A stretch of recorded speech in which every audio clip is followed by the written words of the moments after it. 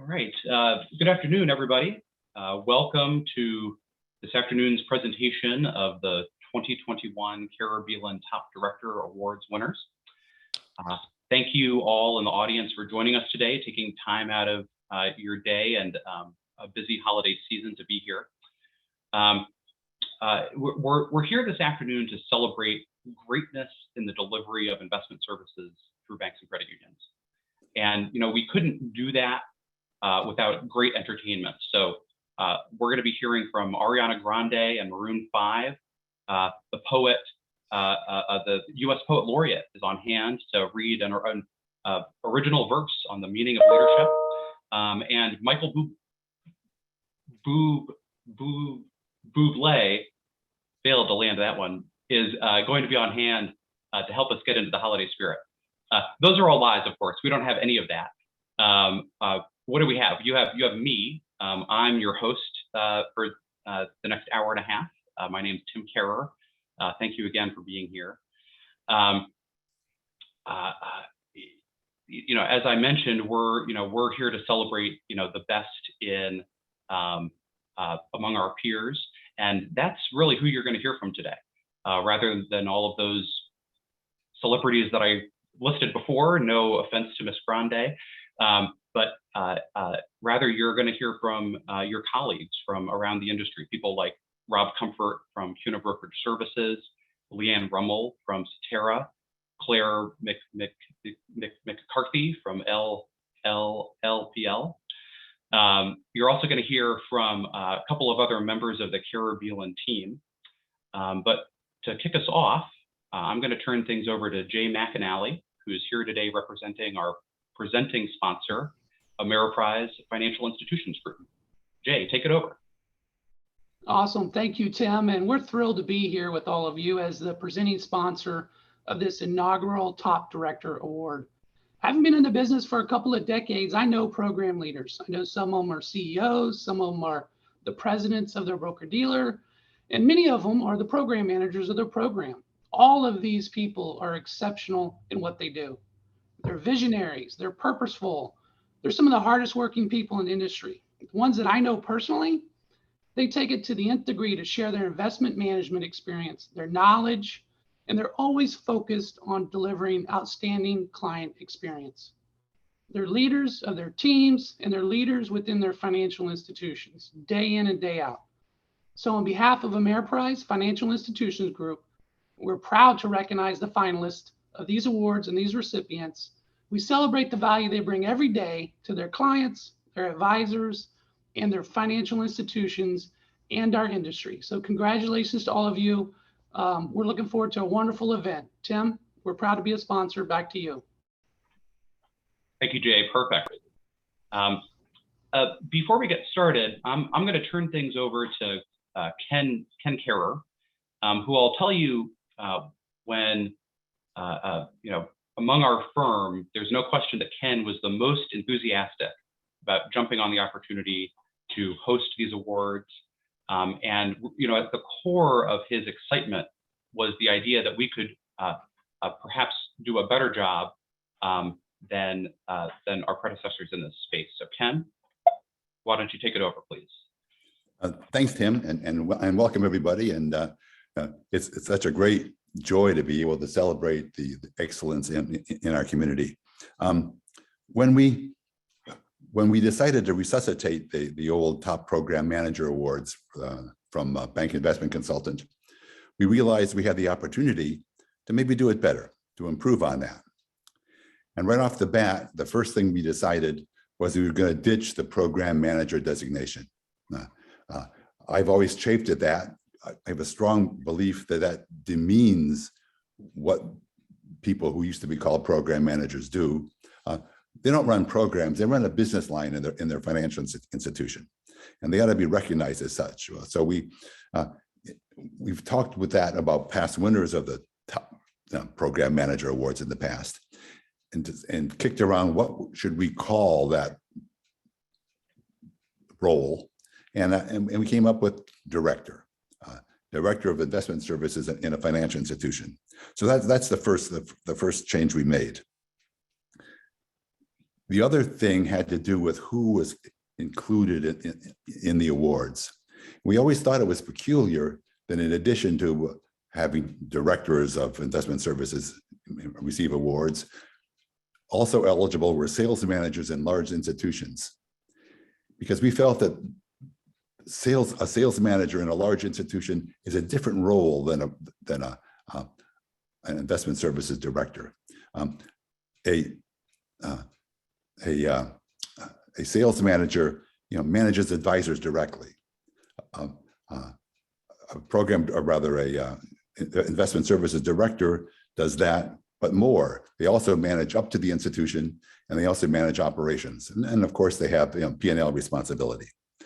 So, in thinking about that, we realized, gee, if we're focusing on the role, there are actually different roles even among the directors that really depend on the kind of scope of their operations.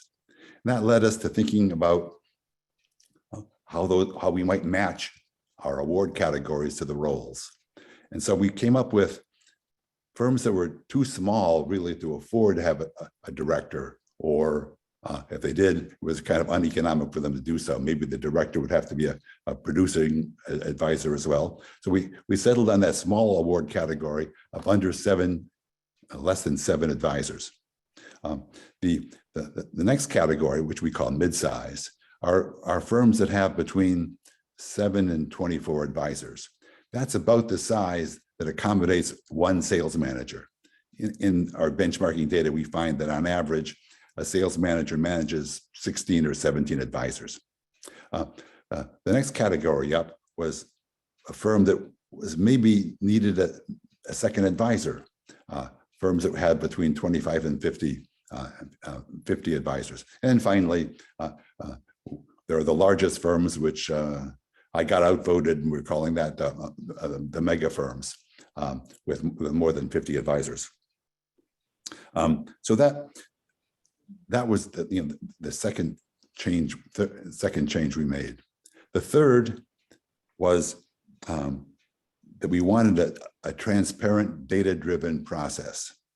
And so we looked at the 50 metrics we use in our benchmarking studies and settled on 11, which you see in front of you now.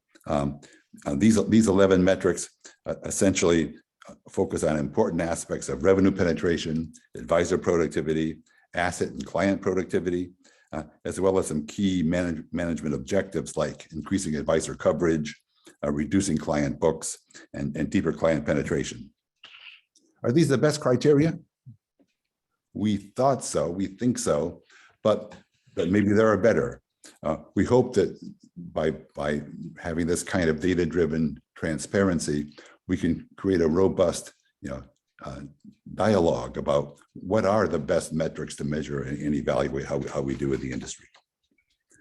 What did we do with that? With these metrics? Well, first of all, we assembled data on 406 banks and credit unions. Most of that data came from our benchmarking surveys, but we also had nominations from 59. We had 59 other nominations. What did we do with that data? Well, for each metric, each of the 11 metrics, we ranked all 406 institutions. And we scored them by giving 100 points to the best, 99 to the next best, and so on. That had the implication that firms only got points in the award process if they were essentially in the top quartile in any particular metrics. And then we averaged those scores across all 11 metrics. As we thought about it, we said, well, if we just take an average, that means that we consider all of these metrics to be equal. For example, that insurance production is just as important as total revenue. That didn't seem right. So we double counted revenue penetration in our evaluations.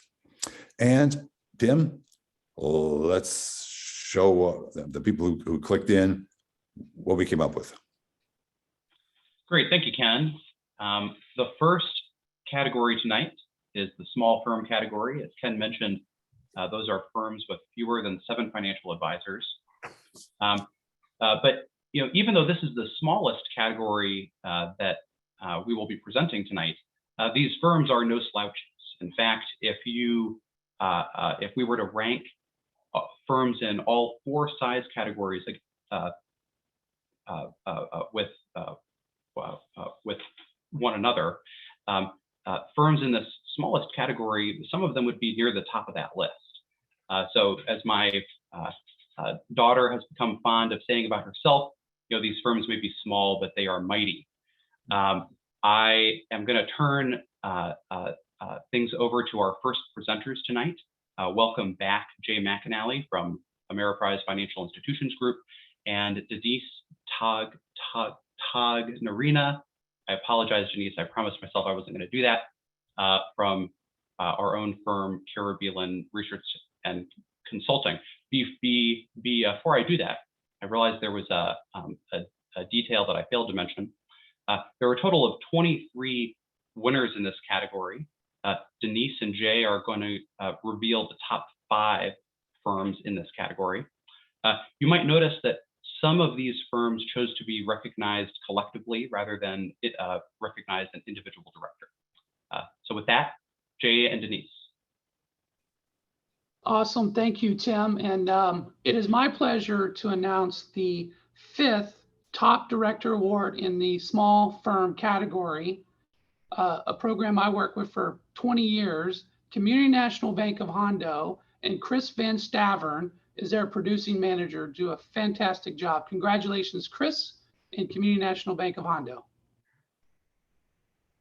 All right, it is my great pleasure to recognize 4 through 1. So at number 4, South Louisiana Bank. Congratulations. At number 3, Bellwether Community Credit Union. Congratulations. At number 2, Jonah Bank of Wyoming and John Newell. And at number 1, First Bank of Owasso. Congratulations to all the winners in the small investment services division category. Yes, well said, Denise. Congratulations to all of those winners. Our next firm category that we're going to be presenting tonight are mid-sized firms. These are firms with between 7 and 24 financial advisors. As Ken described, we thought about the role of the director in firms of these various sizes when we decided on these categories. And it struck us that many of the directors in this category, despite managing quite a few reps, often themselves plays the role of a producer. So not only are they managing the business, managing the advisors, managing up to the institution, they're also servicing a book of clients. That must make the role that much more challenging, that much more difficult. It's a wonder that so many of these directors find any time to attend the conferences and study groups and other things that I tend to see them at.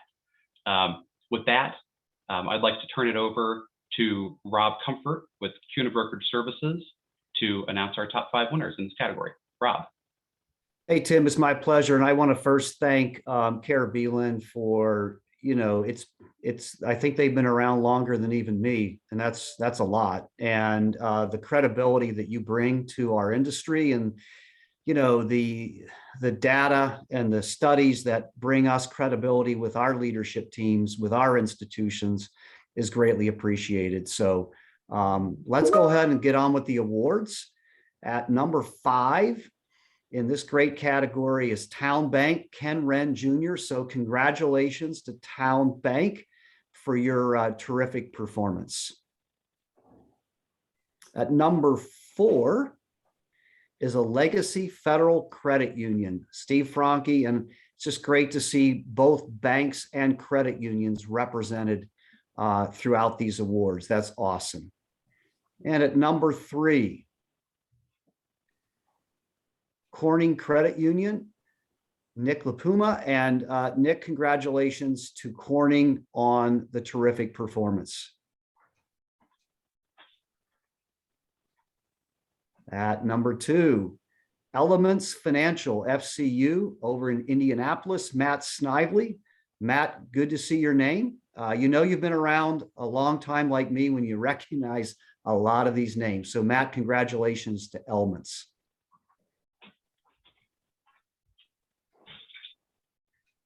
And at 1, Northwest Financial Advisors over in the Washington, D.C., Virginia area, Karen Benedict. Karen, good to see your name there. And congratulations to you, Russ, and the whole team over there at Northwest. That's a terrific performance. And so congratulations to all of our winners. All right, thank you, Rob. And once again, congratulations to our winners in the mid-sized firm category. We're going to turn now to our next category. That's the large firms. These are firms with between 25 and 50 advisors. There were, let's see, I think 8 finalists. Let me check my notes. 8 winners in this category. You'll see that on this list are the first of the bank-owned broker-dealers that we've seen tonight. You know, I guess we'll see if there are any bank-owned BDs left by the time that we're doing these awards next year. And you know, I suppose that's partly up to our next presenter and her firm. I'm going to turn it over to Claire with LPL to announce the top 5 winners in the large firm category. Claire. Thank you, Tim, and I'll echo Rob's sentiments. Thank you for including us on behalf of LPL Financial. Very excited to be here for the inaugural awards. And I was a little disappointed that there was no Michael Bublé, but I think we can work through this. So let's get started. All right, at number 5, we have Investors Bank with Rich Cole. Congratulations to you. Our 4th top director award goes to Commerce Brokerage Services. Well done. At number 3, Associated Investment Services, David Kuipers. Well done, David. Number 2, Hancock Whitney Investment Services, Jim Fujinaga. Congratulations, Jim and team. And number 1, we've got First Tech Addison Avenue Investment Services, Scott Jenner. Well done, Scott and team. Congratulations. All right, thank you, Claire. And again, a big congratulations to our winners in the large firm category. Now we're going to turn to our final category for tonight. Those are what Ken hates that we're calling the mega firms. Those are firms with more than 50 financial advisors. I'll say that, you know, there was quite a bit of back and forth between, you know, members of our team over to what to name these categories. You know, it was hard thinking of something that refers to size that breaks into 4 pieces, right? We looked to baseball and we thought of single A, double A, triple A, and majors. That seemed unfairly pejorative to the smaller firms. You know, as we've mentioned, the skill sets might differ depending on what size business you're directing, but all of the people in the firms that we're recognizing tonight are extremely good at what they do. You know, we thought about calling this the supersized category, but you know, that sounds like, you know, you got the upgrade on your way through the drive-through. You know, I think at some point I suggested the 4 houses of Hogwarts from Harry Potter. But, you know, of course, that's tricky because, you know, we would have to put one of these categories into the Slytherin house, and I wouldn't want to rub anyone's feathers the wrong way. So without further ado, I'm going to turn it over to Leanne Rummel with Cetera, the category sponsor for this category, to reveal the top 5 winners in the mega firms category. Here, of course, is the list of finalists. Well, thank you, Tim, and good afternoon, everyone. It is a pleasure to be part of this award ceremony. And Ken, Peter, Denise, and Tim, thank you again for allowing us to be part of this great celebration here. So I have the pleasure of kicking off the mega firms.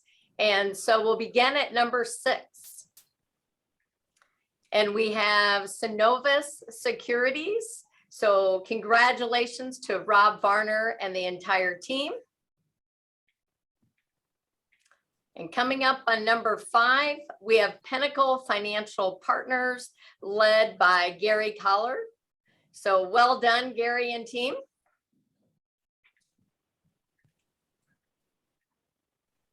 And number 4, a very reputable firm in our industry, First Horizon Advisors. So congratulations to that entire team.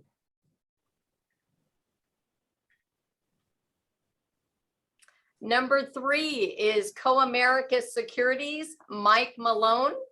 So well done to the entire team there. And number 2 is Citi Personal Wealth Management, a good friend of mine, Frank Consalo. So Frank, you always continue to lead in this industry, and we certainly appreciate your leadership. And number 1 is Wintrust Investments. So again, I just like to say congratulations to all the winners today. It's very fun to have this right before the holidays and celebrating all of your success. And we certainly appreciate everything you're doing for our profession. So back to you, Tim. Thank you, Leanne, and thank you for your support of the award today and the awards process. Thank you to all of our presenters, Rob from Brokerage, Claire from LLPL, and of course, Jay from Ameriprise Financial Institutions Group. I'm gonna stop sharing my screen here. This is one of the funny things about, we've all been living in this virtual world, and when you're sharing your screen like that, you don't get the chance to see everybody's face around the table. So a last time for me, a big congratulations to all of our winners. Thanks to our presenters and their support of the awards. And to wrap things up, I'm going to turn it over to Kehrer Bielan.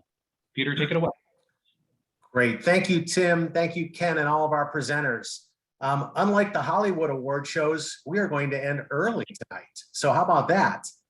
I would once again like to say we are thrilled to be able to fill the void that was created by the demise of the Bank Investments Consultant Program Manager Award, and for Kehrer Bielan to begin our own tradition of recognizing superior financial institution investment services performance. Congratulations to all 71 recipients of these first annual Kehrer Bielan Top Director Awards, especially to the winners in each categories. We're beyond excited to recognize each of these firms and the outstanding performance, and especially the outstanding leadership of you all that it takes to turn in these results. So a big shout out to you for doing that.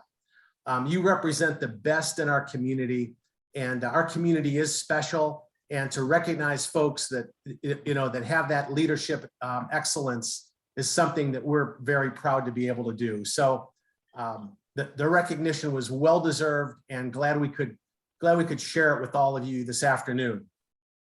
We'd also like to again thank the folks that enabled us to make this happen today. Our presenting sponsor, Ameriprise Financial Institutions Group, Jay McAnally, sponsor of the Mid-Size Firm Award through CUNA Brokerage Services, Rob Comfort, sponsor of the Large Firm Award, LPL Financial through Claire McCarthy, sponsor of the Mega Firm Award, Cetera, through Leanne Rummel, and again, Ken and Tim for hosting. So we look forward to continue this new tradition next year. We hope to see all of you back and more for next year's ceremony. Hopefully a ceremony in person, including an after party. Thank you all, wishing you happy holidays and a very prosperous 2022. Thank you. There you go. Thank